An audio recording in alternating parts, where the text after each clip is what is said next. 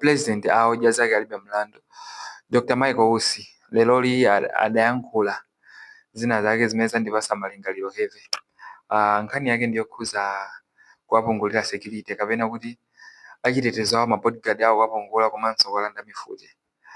And vice president and zikundipasa mafunso kuti kodi kumalawi kunoko ndiliti limene titazakhale ndi vice president ndi president omamvana ndithu. Vice president ndi president kumamvana 5 years kutha kumvana kodi ndiliti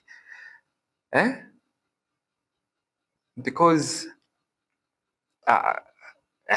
inaweza nditopesa. Anyway, tangoyonera video pakali pano aya ambapo awa asilikali amakhala ni mfuti izi zachitetezo zimene zikuchitika.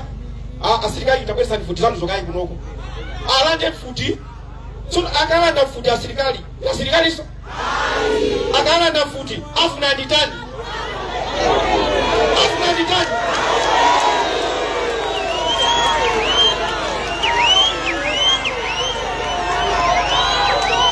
ndiye akumanira kuti timbane akulina kuti amene iyi timpweteke amene iyi kulilongwe asabwere ndati netta kuyenda kuchokera pano basi ukafika kulilongwe konko.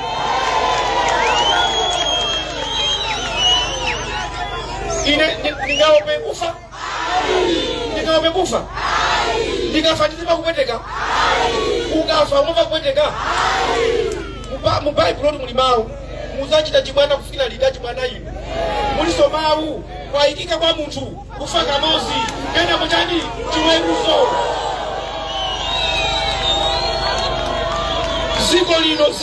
Ziko lino chikafuna kukonza osamaopsezana iyayi osamaopsezana olwakanipa andija anditafuna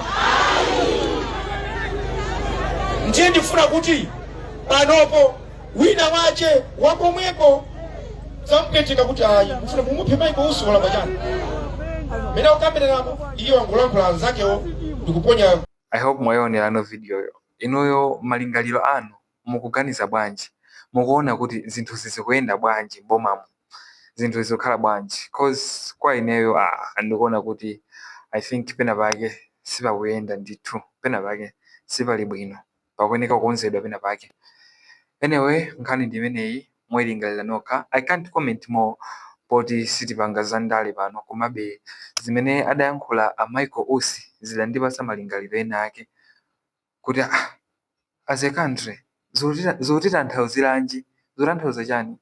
So osaiwala panga subscribe, kupanga follow Shamina Narrates. Mukhale ndi tsiku lopambana. Mwakoma nonse. Bye bye.